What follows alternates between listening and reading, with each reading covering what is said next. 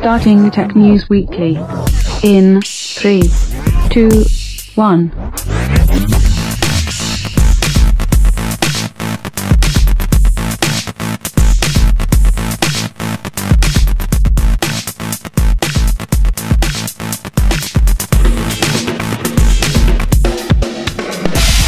Hey everybody, welcome to Tech News Weekly. I'm your host, Andrew Zarin. Of course, I'm joined by John as I meet you every week. How you doing, John? Hey, Andrew, what's up? I know that you had a last-minute issue. We're starting the show. If you're watching live, obviously, you're noticing that we're starting 13 minutes late. If you're watching the podcast or listening to the podcast, you're not going to notice anything. But I feel like I need to tell you what happened. John's SSD just totally died. I got a blue screen of death. I'm not sure why. It just kind of happened on its own. And when it went to reboot, no SSD. Luckily for me, though, I still have a Windows partition on a hard drive, on another hard drive. So I was easily able to dual boot into a different copy of Windows. Do you think it has something to do with the fact that, I'm a big fan of the SSD drives, and I always recommend someone, if they're building a computer, they're buying a computer, make sure it comes with an SSD, because it's night and day from those 7,200 RPM hard drives. I mean, even the 10,000 RPM hard drives, tremendous difference in just read and write speed. Yeah, to a degree. I mean, you got to be using it for the right application. For the right applications, yeah. I mean, listen, you're not going to boot time. Obviously, it's going to be much better. There's a lot of scenarios that it's fantastic, but I don't know if they're that reliable, because you are not the only person that tells me about these horror stories with the SSD drives. Yeah. Then again, I've always had some strange issue with this computer, and it's been more noticeable lately for some reason. Ever since I switched over to the SSD, I've been having more blue screens for some reason. Have you always had a blue screen on that computer? I've had it occasionally, but nowhere near as often as I have lately with the SSD. And what's the cause of it when you look it up? It's multiple causes, which is bizarre because it usually happens to do something with USB or short in the computer. Because like sometimes I'll plug in my headphones, and if there's a little bit of static electricity, my computer will shut down. I wonder if it has something to do with the fact that your room is carpeted. I wonder. Yeah. I don't know. I mean, who knows? I mean, I haven't had this issue with any other computer. Yeah. It's strange. And that's why I'm a big fan of sticking to the products that I know work really well. I'm a big fan of Asus motherboards. Not because they make the best motherboards. I mean, they make top-notch motherboards, but I know what I'm getting myself into. I know the BIOS. I know the quality of the USB ports on that. I know the quality of the headphone jack on that thing. That's why I always stick with them. I'm not crazy about gigabit. I know that you're using a gigabit motherboard. Yeah. Well, the main purpose I went with Gigabyte is that it's good for making a Hackintosh. Yeah, yeah.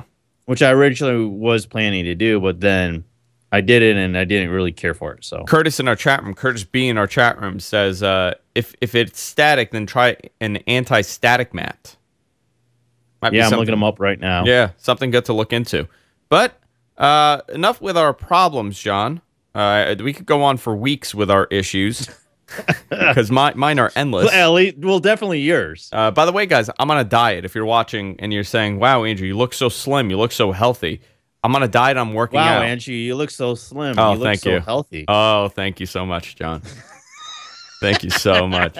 I've been dieting all week. I'm going to Vegas for NAB. I'm going to be there April 5th to the 8th.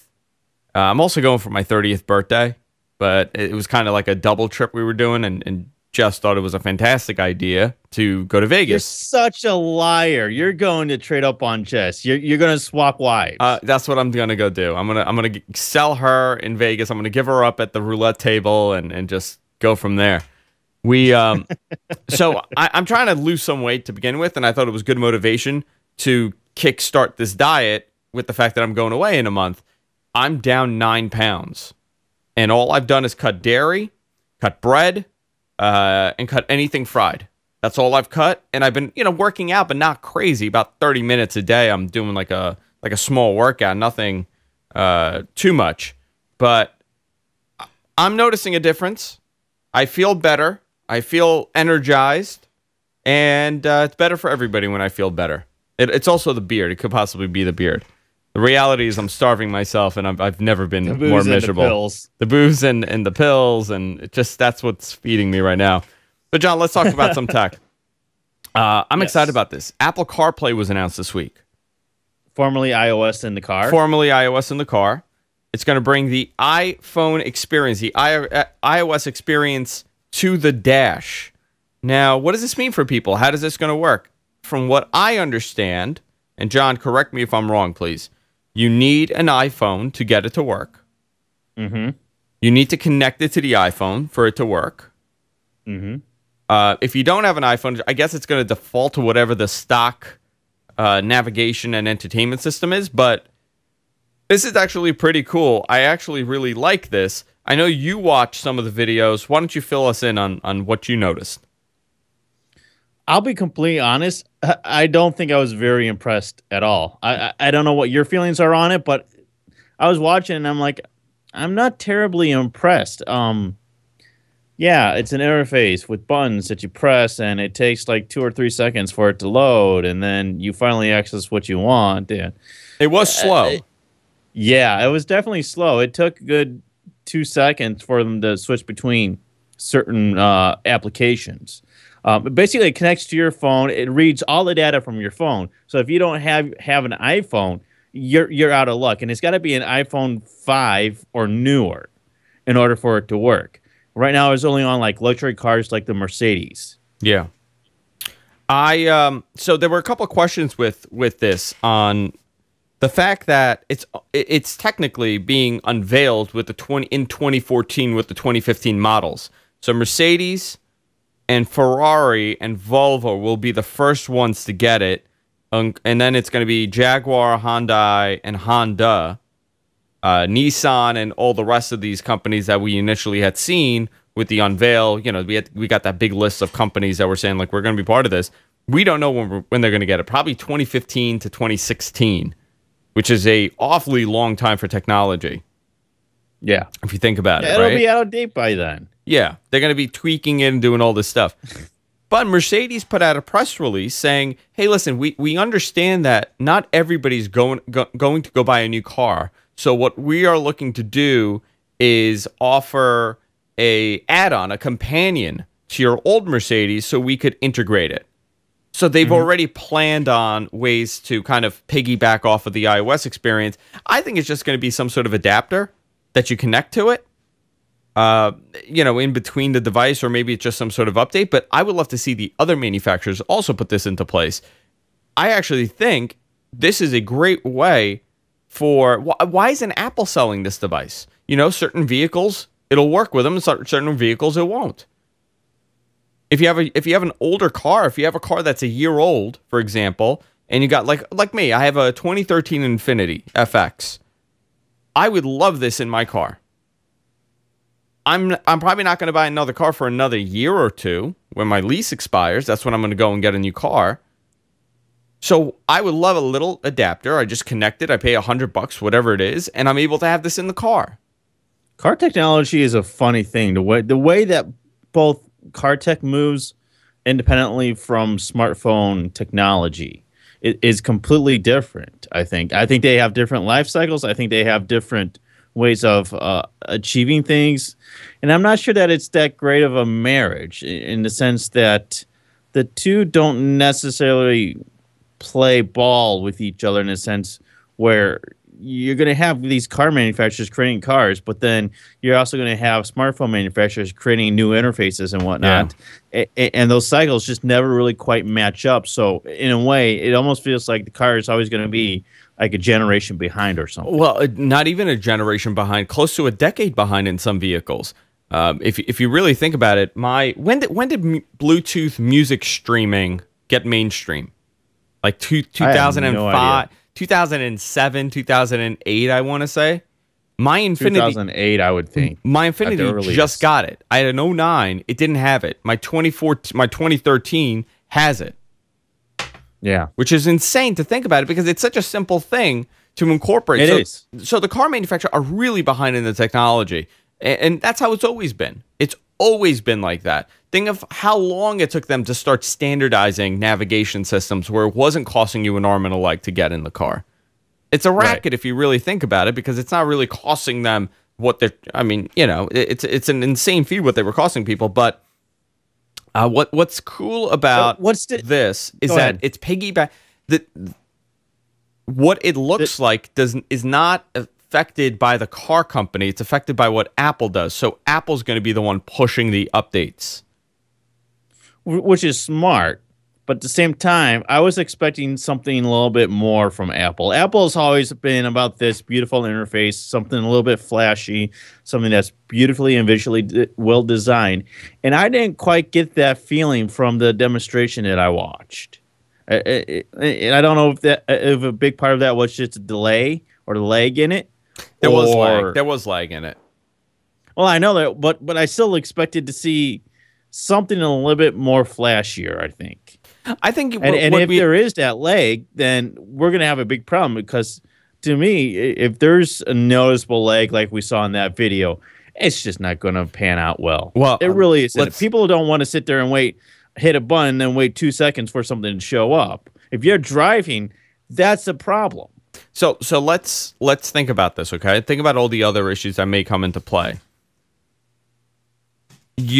Every car manufacturer uses a different display on those navigation systems, right? On the screen. Some are better, some are worse. Some are far more responsive than others. How is that going to play, you know, when it comes to the experience that you get with this thing? How is the the overall support coming from the car companies going to play into this? So there's a lot of factors in this. I also think what we saw was not a you know, OEM ready type system. It was, you know, it was a demo. But you know what? I think we got to keep it simple in the car. We don't want too much happening. I'm fine with that. I'm fine with the simplicity of iOS in the car. What I would like to see more than anything else is, okay, so what happens to all the people with Android phones? Right? Yeah. Like, let's say I go buy a Volvo tomorrow, and it has this iOS thing in the car, and I have an Android phone. You know, that kind of sucks, right? That I can't use it. Yeah. So I would love to see Google get into this, and I think we're going to get something from Google soon, because they are teaming up with Mercedes. I know that they're developing something for the car. I would love to be able to say, okay, you know what? My wife has an iOS phone, an iPhone, plugs it in, she gets that iOS experience. I have an Android phone, I plug mine in, I get that Android experience. It's really, that to me is the future of this. Doesn't matter who everybody's partnering with everybody. Whatever phone you have works. That's how it is. It's working off of the phone. Well, you almost kind of have to do that in order for this to be successful. Absolutely, yeah, absolutely.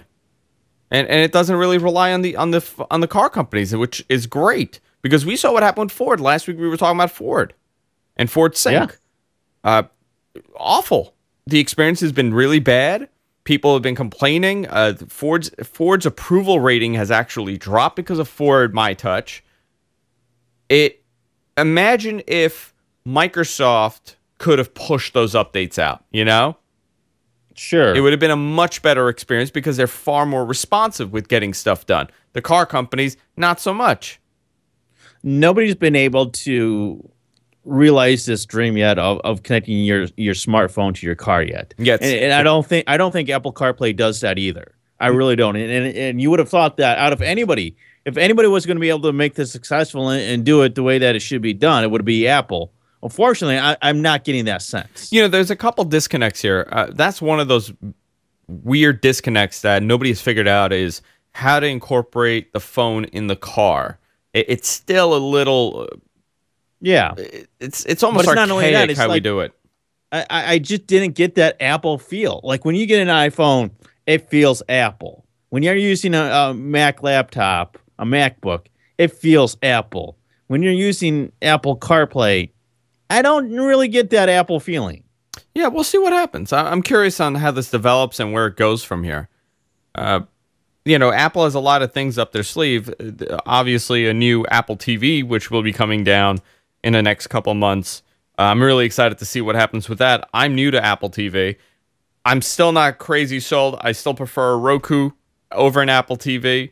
And I guess we'll talk why later, John. But which a little teaser for our picks of the week. But I feel like that's an incomplete project on their side, and this may be one of those weird projects on the side where they don't really put in 100% into it. They just want to get it out there and see what happens if there's interest. So yeah, but I think they also have the issue of dealing with the car manufacturers. I think just that alone is going to be a huge hurdle to begin with. Oh, it's a giant hurdle. Giant hurdle. Why don't you pick a story, John? Oh, that means I actually have to look at my notes. Yes, you have to look in the notes. I want to get your thoughts on the fact that Twitch is going to make game broadcasting mobile. Twitch says that they are ready to roll out an application or include in applications the ability for you to broadcast your game from your phone on Twitch.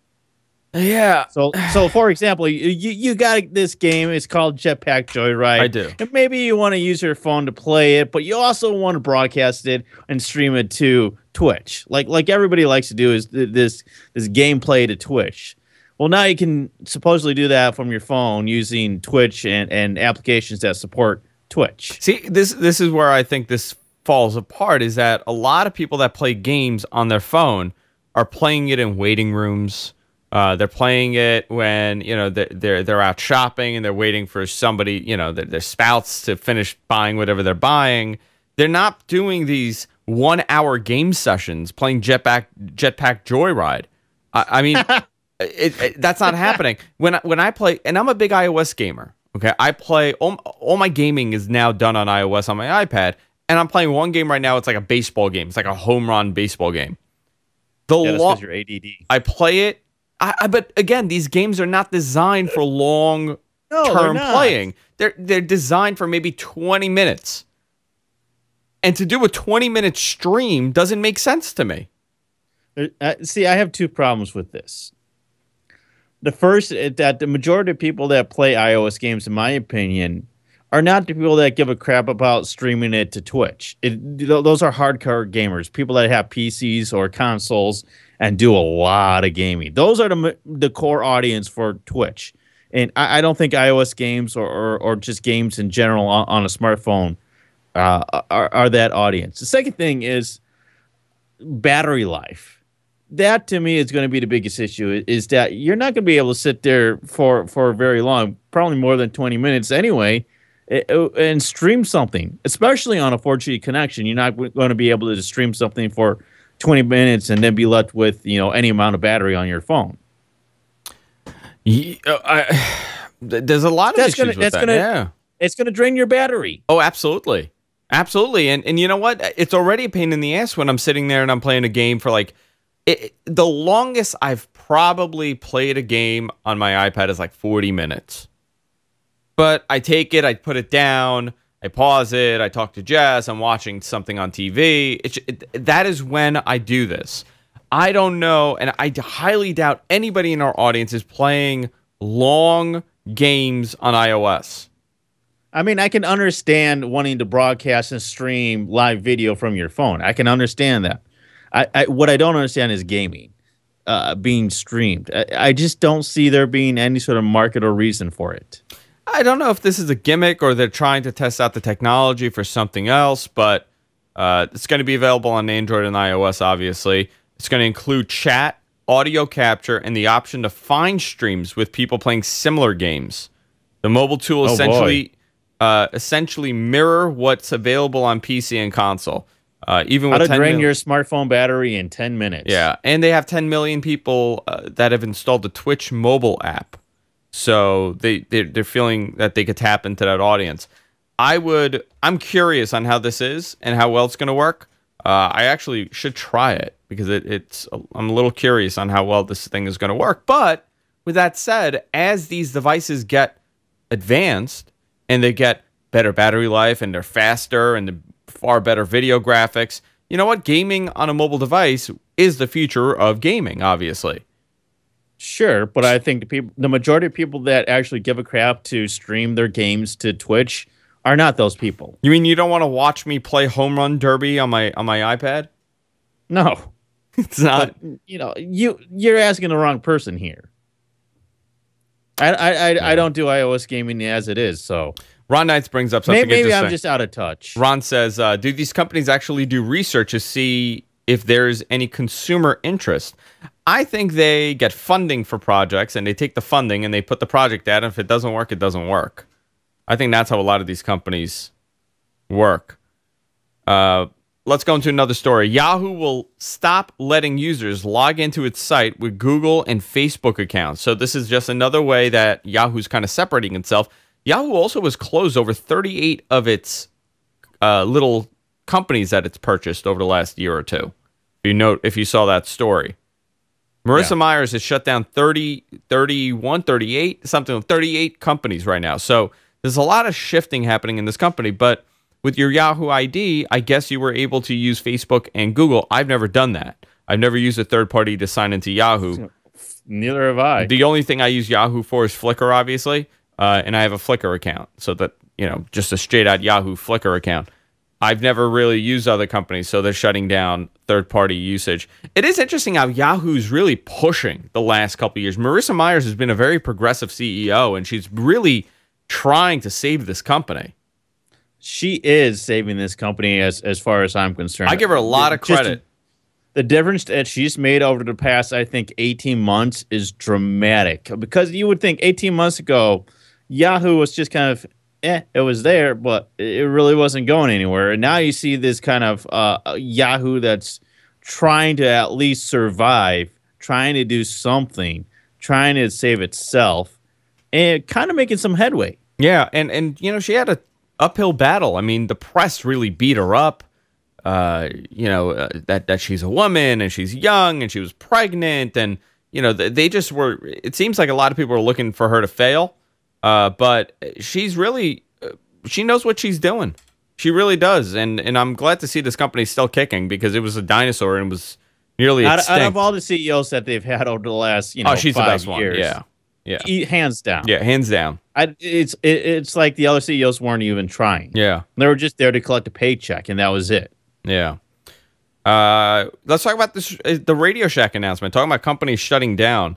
Radio Shack has announced a plan to close 1,100 stores nationwide as smartphone sales fail to carry the company. Radio Shack, if you remember, over the holiday season, announced they were having awful trouble. They were losing money. People weren't shopping in Radio Shack. Then they did this entire rebranding in January, and now they're announcing that they're going to be closing 1,100 stores. A company had previously announced that it was closing only 400 to 700. They have a total of 4,000 stores nationwide. Obviously, they're closing down the ones that aren't performing too well. Not a big surprise. A lot of these stores also, they have redundant stores. So they have a Radio Shack, and then literally 2 miles away, there'll be another Radio Shack. So they're going to be probably shutting those ones down.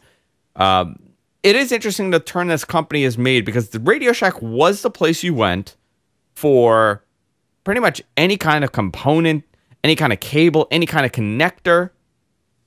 It was like the DIY guy's place to go. If I needed to buy a solder, just the solder, I would go to Radio Shack. And now, depending on the store you go to, they don't have it. Mm-hmm. They're just selling, as far as I know, they're selling cell phones.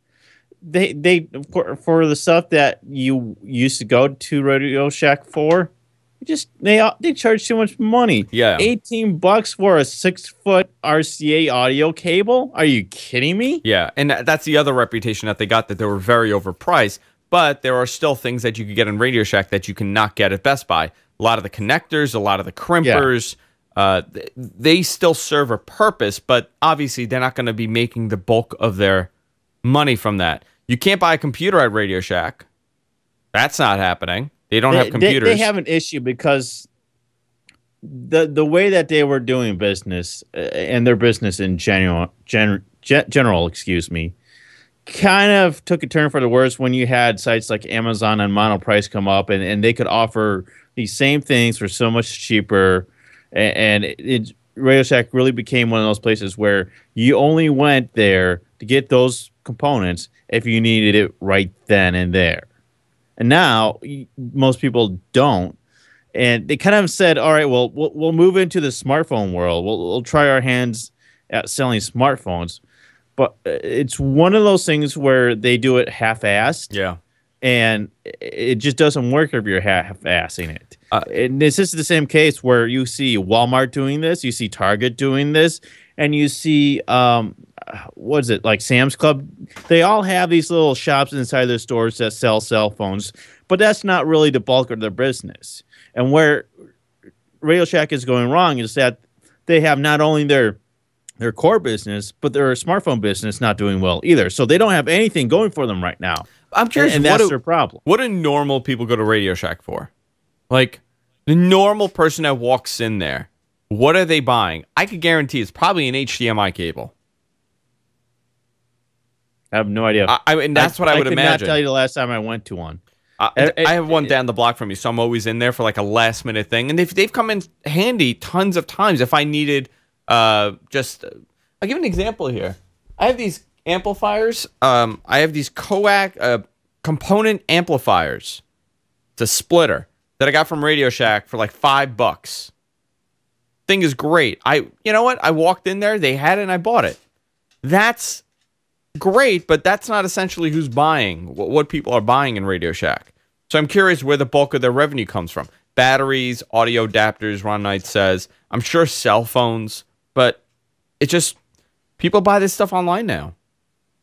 Yeah, and that's part of the problem is that they just didn't have that big of a audience. I don't know what the right word is. Customers. They didn't have enough customers just coming in to begin with. So they tried to supplement that by saying, all right, we're going to sell smartphones now, but they're not doing very well with that either. You can't, if you're relying your main business on selling smartphones, I just don't think it's going to work. Yeah, and you're not a cell shop either. People don't see you as a place to go for cell phones. No, if you're AT&T or your Verizon or your T-Mobile, you have your corporate stores or your authorized dealing stores. You know where they make a lot of money, and it's astonishing to me. Those warranties that they have on stuff. They have a warranty on anything and everything. You buy batteries, you could get a warranty for like a nickel. I bought a cable. I bought I think it was like an RCA cable, and they said, do you want a warranty on this thing? And I go, what do you mean? He's like, well, for like 20 cents, you get a warranty on it. No, I don't need a warranty, but imagine how many people say, yeah, okay, 20 cents, I'll get a warranty. If it goes bad, I'll come in and I'll get a new one. They make a ton on those referrals, on those warranties. It's crazy. It's kind of sad because Radio Shack is one of those businesses that you don't necessarily want to see go away either. Yeah, I don't want to see it. They have their usefulness. The problem is that they're not useful enough. I don't think they've been useful since the 80s. Yeah. Go into your story, John. Let's talk about this new music service that Samsung is launching exclusively for its Galaxy devices. They're calling it Samsung Milk Music. Milk. Very strange name. I don't get the idea behind the name of it. But if you actually look at the service, it looks very interesting. And you can kind of argue, do we need another online music service? And that, I think, is debatable. But this is actually kind of interesting at the way that they're doing this.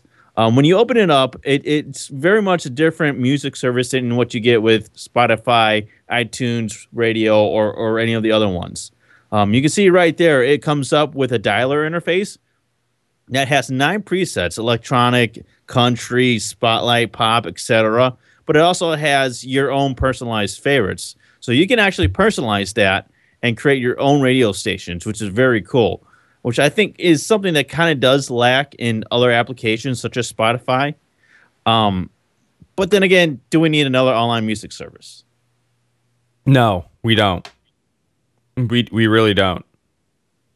I'm amazed that they're... I mean, I'm actually not surprised because they control that smartphone market. I mean, Samsung is the big player, and they have so many phones and so many high-end phones.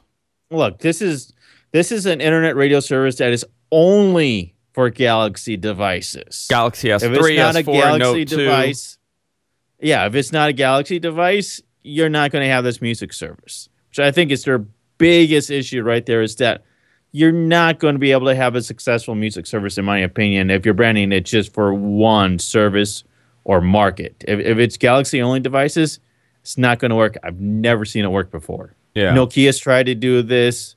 Other people have tried to do this. BlackBerry's tried to do this, and it doesn't work.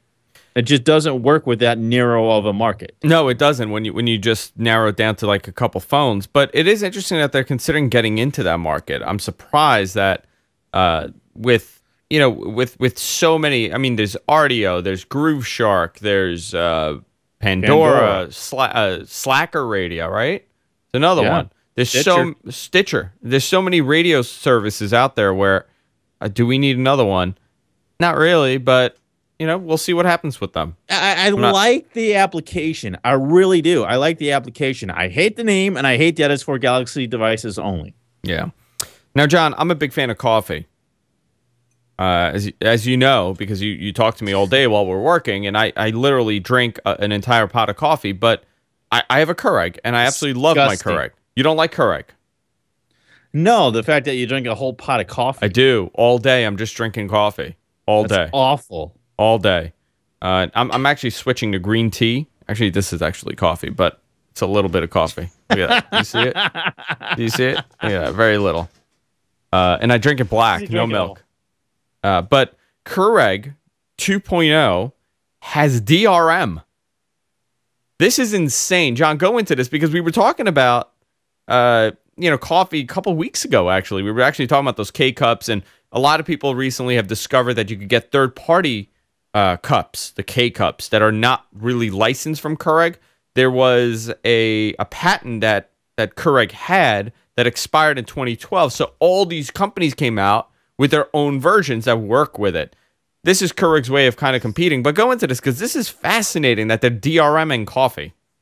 Yeah, their patent on the original K-Cup expired in 2012, and the Keurig's plan, which is owned by Green Mountain, I guess, if I'm reading this correctly, their plan was that they were going to have this new View Cup, these new refillable View Cups or whatever, and that was going to take them into like 2021 or something, and that was going to be their business. The problem is that consumers don't give a crap about this View thing that they've launched. Nobody's buying it. So they're putting DRM, this sort of interactive DRM, into the new Keurig brewers, which is very interesting that they're doing this. So that if you put in somebody's unlicensed K-Cup, it's not going to be able to read it correctly, and it won't let you brew it. And the whole reason that they're saying that they're doing this is that they want to control the quality of beverages. They're saying that DRM style protections are designed to, and this is a quote from the Green Mountain CEO, Brian Kelly, ensure the system delivers on the promise of excellent quality beverages produced simply and consistently every brew, every time. And I'm not buying that argument whatsoever. Because if people gave a crap about the quality, they would only ever buy K-Cups, right? I mean, it's a free market. People can buy what they want, correct? If free market is what we have, and their quality was so much better than everybody else's, wouldn't you assume that people would always buy K-Cups? But now you have places like Dunkin' Donuts and even some stores creating their own brand names for K-Cups. Yeah, and they're licensing it, obviously. Like Starbucks is licensing it. Yeah, Starbucks. And this is the thing that's crazy about it. At times, a single cup will cost upwards of $2 depending on what you're getting with the licensed ones. If you buy the unlicensed ones, a cup could cost as little as 18 cents for a cup of coffee, which is great. I mean, if you're paying anywhere under 50 cents, you're good. But this is crazy that they're DRMing this, and I'm curious to see what else in our lives is going to become DRM'd where you can't use a third party. And what happens to, because Keurig does give you like a little, you could buy like a little adapter to put your own coffee in. Yeah. What happens to that? I don't think that's going to work. They're going to have to make it work, though. Yeah. Yeah. It's amazing to me that they're actually thinking about this.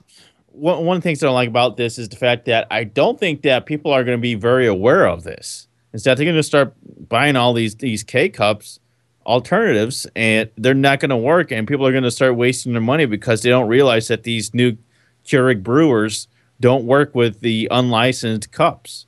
This is not something that they're gonna explain to customers. So they're gonna buy these new devices, and what they want to use isn't gonna work. Yeah, and the View Cup really, there's a View and then there's a K, and the View Cups are actually shaped a little different. So I think that was their way around that whole patent thing with the K cups. Now, another thing that I want to bring out, and I'm not going to get preachy about this, but what is the bottom of the K cup, John? You've seen the K cups. What is the container made out of? It's just plastic, Okay. isn't it? Yeah. So essentially, you're putting boiled water on this soft plastic, and you're drinking that. Not really good. They actually have a third-party company now, which is, by the way, an unlicensed company, that is selling them in like coffee filter packages. It's a harder coffee filter, so you're not getting the plastic. I actually prefer those. Whenever I get them, I order the ones without the plastic, and I order the ones with like the coffee filter material because I don't want to drink the boiled plastic. I don't think anybody does. It's not good. It's carcinogens. Who knows what's in the plastic? I don't know what's in it. You're a coffee snob. That's what you are. I am. I really am a coffee snob. But I'm really angry at this. I've been a big fan of the Keurig stuff. Just really disappointing that this is the direction they're going in. And by the way, those machines are not expensive. They're not cheap either. You're paying upwards of $250 for some of those higher end Keurigs. The one I have, I think it was like $200. I'm just concerned that consumers are going to be buying these devices, these new DRM machines, and they're not going to realize that what they want to use with it is not going to work anymore. Yeah. So they're going to end up wasting their money and taking those things back. Ugh. I hate it. Hate it. Hate it.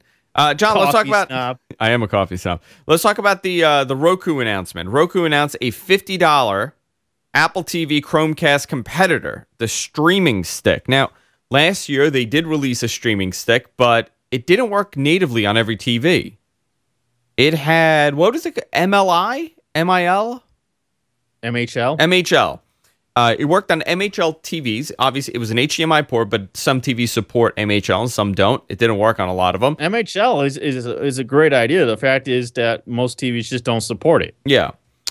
They also did not provide you with a remote with it, and it was a little slower. It was an older style to the interface. Roku, though, announced $50. You just take this little stick, you pop it into the USB, comes with a remote. HDMI.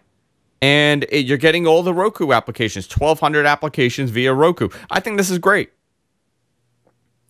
I think it's fantastic.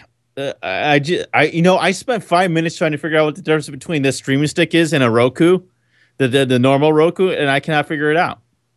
It's about the same. I don't know if it just has different specs inside. I'm assuming it has some different specs, but it sounds like it's pretty much capable of doing the same things as the full-blown Roku 3 does. I believe so. It has a Roku 3. Yeah, it has, or nearly the same stuff. It may not be as fast or as responsive. That's the only thing I could think of. It would be interesting to compare the streaming stick, the new streaming stick, side by side with the Roku 3. I mean, what really is different between the two? I'm assuming there's got to be a lot different if it's $50 cheaper. It's $50 cheaper, yeah. So, I'm assuming that it's a little bit slower. They do still sell the Roku 2 also. Remember that. Yeah. I don't know what's making it cheaper, but something is making it cheaper.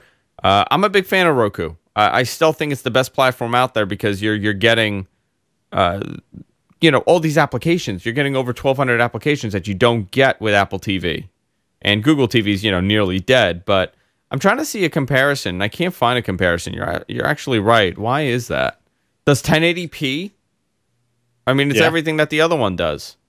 So it's I don't know. I don't know where the disconnect is. I'm just reading a forum right now where people saying. I don't think it comes with headphones. I think that's one of the things. Okay. I don't think because I don't think the remote that it comes with you can plug headphones into. Yeah, but I'm not 100% sure on that. You can pre-order it right now, so it's not even out. Yeah, there's no headphone jack. You're right. There's no headphone jack on the remote.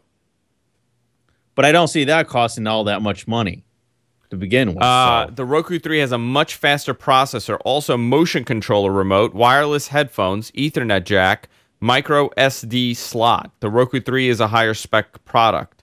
The streaming stick is for people who, that 1, need something more portable, 2, need something less expensive, 3, need something easier to hide behind the TV.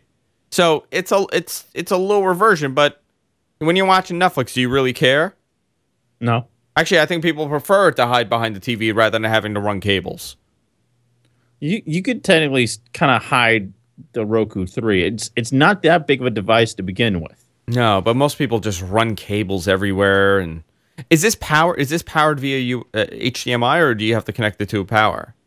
I think you have to connect it to some sort of power source. Okay, so probably USB. If your TV has I USB, don't think you could do it. That was one of the differences between HDMI and MHL, is that, as far as I understand it, HDMI cannot supply power, but MHL can. Yeah. Which is why I think, in a way, MHL is superior for that reason. Yeah, Curtis B in our chat room. Curtis B says, Andrew, the one big plus for Apple TV is AirPlay. Yeah, you don't get AirPlay with this either. I don't think that's that huge of a deal. I mean, you can still take stuff on your phone and stream it to your Roku. How do you do that? If you still have a video or a photo on your phone, you could download the Roku app and play it on your TV. Oh, really? Yes, you can. So they have their own version of AirPlay, essentially. It's kind of their own version. I don't know if it's not exactly like AirPlay, but if all you're looking to do is play videos that you have on your device, you can do that. Okay. You can play your music, your photos, and any video that you have on your iPhone or Android to your Roku. Yeah. Hey, you can watch the WWE Network on there. You can watch the WWE Network. Yeah. Hey, you know what? We should talk about that during the next part. I had a couple questions for you also. So interesting. This is a nice little device by Roku. You know, I think it's a great market for them to have something that I think is going to be very similar to the full-blown Roku 3. Yeah. Just much cheaper. Yeah. I mean, even my parents said that they're interested in one. They just don't necessarily like the price tag of $100. So why don't we do this? Let's John do our picks of the week. Sure. I want to talk about this. This is a part of the show where we talk about a tech product, a website, anything that we like for that week, and we feature it here on the show. And sometimes you guys love them, sometimes you guys hate them. I do really crappy ones at times. John has hit a home run for the last couple of weeks. His scanning application that he had found for iOS, it was a great hit. A lot of people sent me emails saying, I absolutely love it. I was looking for one too. So let's see, John. Let's see if you're going to hit another home run this week. What is your pick of the week? My pick of the week is this. The Roku 3. The Roku 3. I just got this 2 or 3 days ago, and you know what? It's pretty cool. I like it. Like you said, it's one of those devices that you have access to a lot of applications. And one of my favorite parts about it is that it actually has an official Roku application for your phone. And I just happen to have that here, and I'm going to load it up so that you can see it. So iOS. It's really cool. So you're on iOS, obviously, and yeah. I've never downloaded the Roku app, actually. That is really cool. You have access to all of the channels that you have installed, which is pretty cool. I only have a few on here right now. Fox Now, WWE Network. I have GFQ on here as well, which is pretty cool. We have our own application, so if you do have a Roku, you can download it. I think you look for Guys from Queens or GFQ Network in the store, and you'll find us. It also has a remote on there, so if you want to just use your remote, that's really cool. One of the things that's really awesome about having this application is that you don't have to pick and find letters. So if you're trying to type something out, you don't have to use the toggles to go left, right, up, down. Oh, that is It has a keyboard. Oh, very cool. So now you just type away on your iPhone, whatever it is that you want to type, and it's so much easier. Let's say you're in an application already, and you want to go to another application. So let's say you're in Netflix, but you want to go to YouTube. It's so easy. You just go back to your channels, hit YouTube, and it'll take you right there instead of having to go to the home screen and select YouTube, it's so much easier. And like I said, you can actually play stuff on your Roku from your phone. As you can see here, I can play music, photos, and video. So let's see.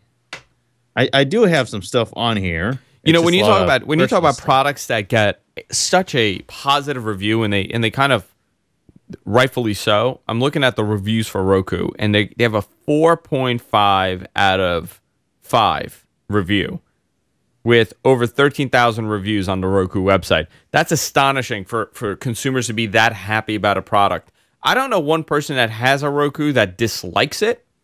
And I actually like it better than Apple TV because you have more options. There's a lot of stuff to do. It's so easy to use too, and, Yeah. and that's one of the things that my parents like about it. I let my parents use this for a little bit so that they can get a feel for it and actually give me an honest opinion because I'm kind of an enthusiast and my opinion is quite different than the average person. And they love using it. It's so much easier to use, which is funny because they have an HDPC that I have set up for them. They can get Netflix. They can get Amazon Instant Video. They just prefer to do it on Roku because A, it's always on, and B, they don't have to use any sort of keyboard and mouse to try and navigate to this browser and then type in a website and just all that other stuff, which is fascinating because I don't see there being that big of a difference between an HDPC and a Roku, but apparently it's just so much easier to use for Oh Roku. yeah, no, 100%. Even the people that love, having their own home, media centers. You compare it to You something can like get this. Plex Media Server. Yeah. If you have a Plex Media Server with a bunch of stuff in it, there's a Plex app for you. Yeah, this is a great pick, actually, John. And I'm a big Roku fan. And I'd love to know what you think of the apps on there because they even have unofficial apps that you could download from like other websites. Yeah. So if you're looking for stuff and you're kind of bored with what you see, start searching for the unofficial apps because there's a lot of stuff on there. Yeah, I think they're called private channels. Private channels, yeah, private channels. Great pick, John. Great pick. I told you I'd have a great one. Yeah. My pick this week, now we have to do like a little stall. So, John, I closed out my pick of the week. Oh, no. I don't know where I put it. Yeah, so if you're looking for a Roku 3, the Roku 3 is the latest generation. You can get on Amazon. You can even use our affiliate code. If you go to our website and click on the Amazon banner or go to our donations page and click on one of the Amazon links, you can buy it from Amazon. You'll support us as well. And it's only $100, which isn't too much. But they also have the streaming stick that's coming out soon. So if you wanted to get that, you could probably pre-order it on Amazon as well. If you just go to gfq.co/Amazon if you just need a quick link to Amazon. Excellent. So my pick of the week this week, a lot of times we talk about products, when we talk about tech products, hard drives, motherboard, CPUs, we're always going for like something that's a little bit higher end. And I got an email from someone saying, hey, why don't you talk about something that's a little for the people that are on a budget? I was on a budget because I need to replace the video cards in my Skype machines. I need to get rid of these things because they were older AMD, video cards. They weren't performing that well. Everybody was just a little bit too red with the video.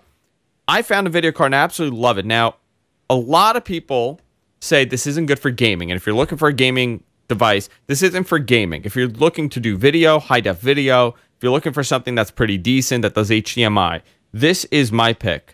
It is the MSI NVIDIA GeForce GT610. It's a 2 gig motherboard, Wow. GDDR3, and it's $46.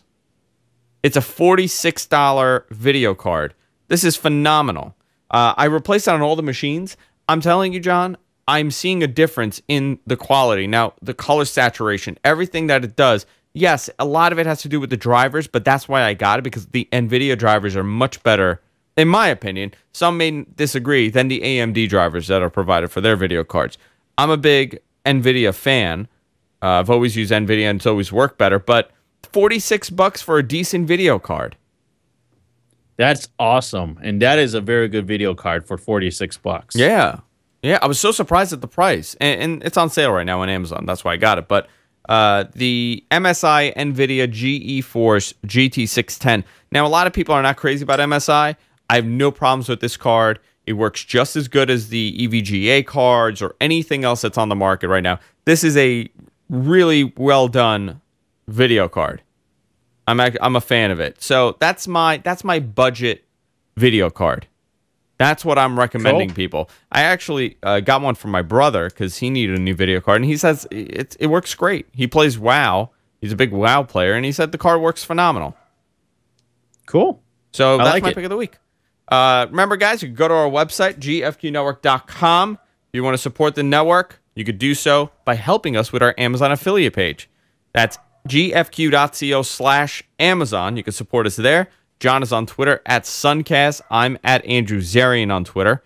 You can follow me there. And, of course, the GFQ Network is on Twitter, too. GFQ Network. We're on Facebook as well. Guys, subscribe to this show. We're on iTunes. We're on everywhere podcasts are available, audio and video. The more you subscribe, the better it is for us because we go to our advertising and say, hey, look at all the subscribers we have. People love us.